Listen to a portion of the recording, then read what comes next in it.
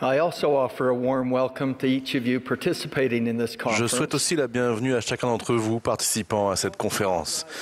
Aujourd'hui, je souhaite décrire 2 éléments de l'évangile rétabli de Jésus-Christ, suivis de 4 récits émouvants de saints des derniers jours de par le monde qui appliquent ces principes.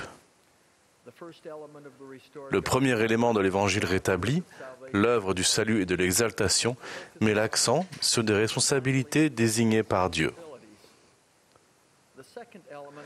Le second élément nous rappelle que l'évangile est clair, précieux et simple. Afin de recevoir la vie éternelle, nous devons venir au Christ et être rendus parfaits en lui. Lorsque nous venons au Christ et aidons les autres à faire de même, nous participons à l'œuvre du salut et de l'exaltation de Dieu, qui se concentre sur les responsabilités désignées par Dieu.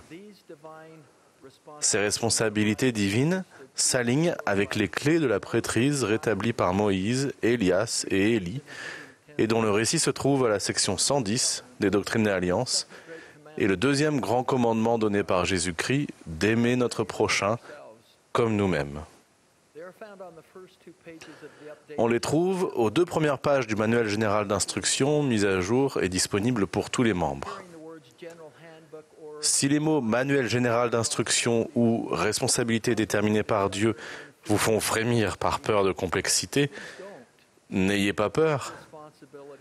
Ces responsabilités sont simples, inspirantes, motivantes et réalisables. Les voici. Premièrement, vivre l'évangile de Jésus-Christ. Ensuite, prendre soin des personnes dans le besoin. Troisièmement, inviter tout le monde à recevoir l'évangile.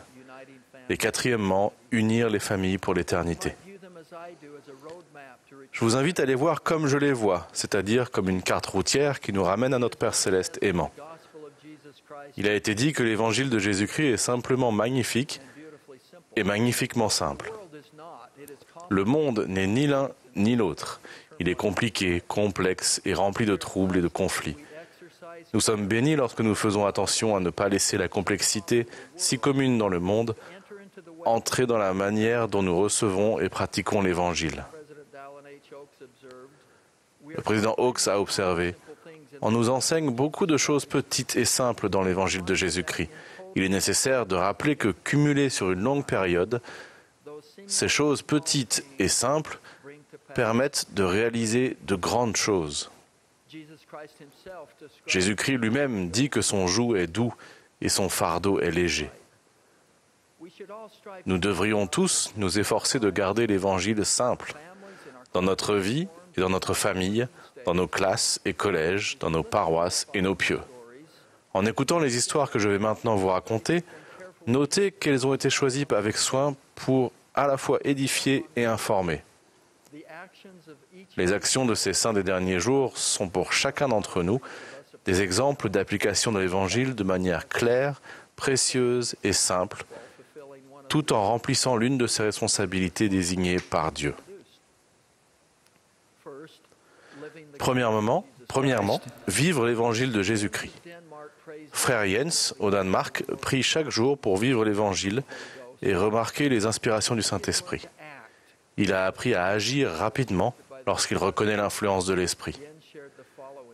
Voici ce qu'il a dit, je cite, « Nous vivons dans une petite maison idyllique, à moitié en bois, avec un toit de chaume, dans le centre d'un petit village cossu, non loin de l'étang du village. Un soir d'été, alors qu'il faisait un temps magnifique, les portes et les fenêtres étaient ouvertes et tout était paisible et calme.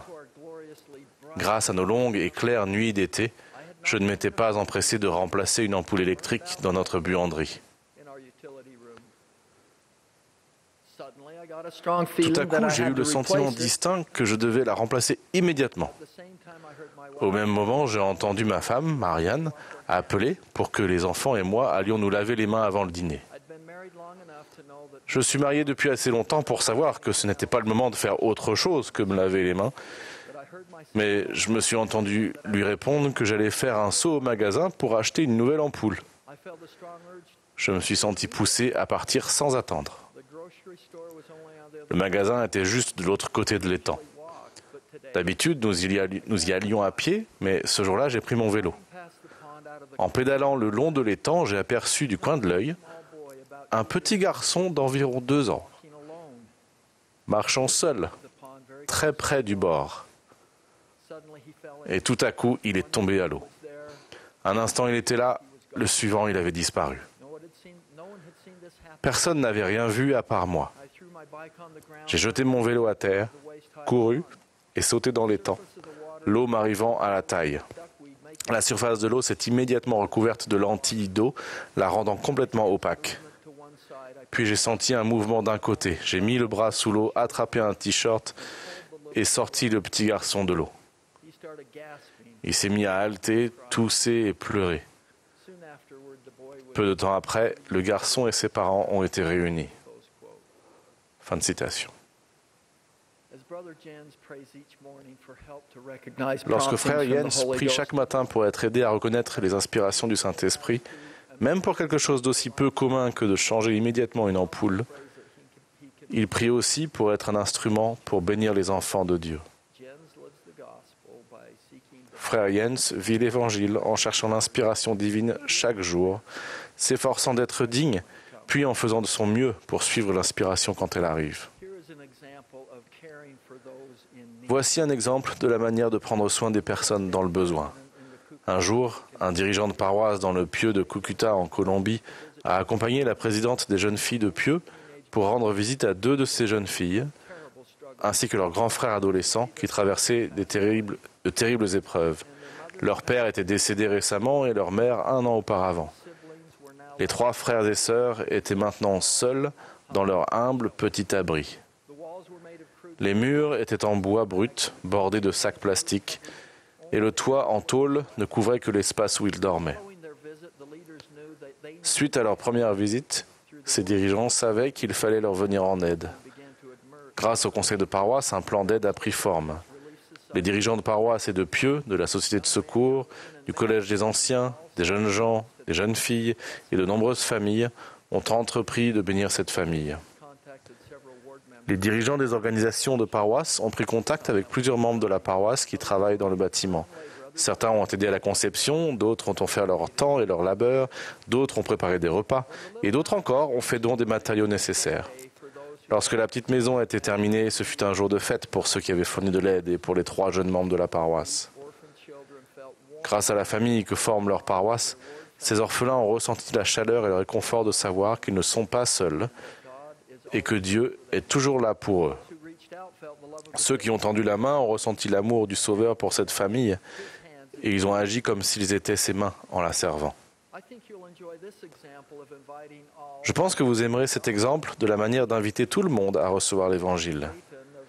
Clayton, du Cap-Vert, âgé de 17 ans, n'avait aucune idée de ce qui arriverait lorsqu'il est entré un jour dans la classe de séminaire de sa paroisse. Mais grâce à sa décision, sa vie et celle des autres ont été changées à jamais. Clayton, sa mère et son grand frère étaient devenus membres de l'Église de Jésus-Christ quelque temps auparavant, mais la famille avait cessé de venir. Sa décision simple d'assister au séminaire a été un point charnière pour sa famille.